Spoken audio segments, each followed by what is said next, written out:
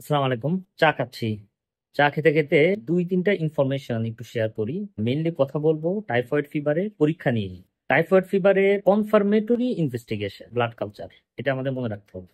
Vital test একটা non specific test, এটা positive আসা মানেই তার টাইফয়েড নাও হতে পারে। আর একটা ইম্পর্টেন্ট ক্লু যেটা, সেটা হচ্ছে সিবিসি তে নিউট্রোপেনিয়া পাবো, এটা টিপিক্যাল ফিচার। মানে আপনার ডব্লিউবিসি কাউন্ট কিন্তু কম থাকবে। আমরা অনেক রিপোর্ট পাই যেগুলোতে দেখা যায় ভিটাল টেস্ট পজিটিভ, সাথে তার ডব্লিউবিসি কাউন্ট কিন্তু দেখা যায় 12,000, 13,000, 15,000, এরকমও কিন্তু আমরা পাই আমরা, হ্যাঁ।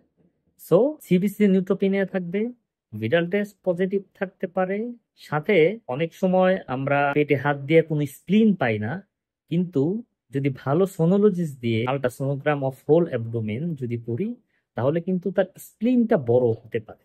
আজকের ভিডিওর মেসেজ একটাই, ভিটাল টেস্ট পজিটিভ মানেই তার টাইফয়েড নাও হতে পারে। ধন্যবাদ।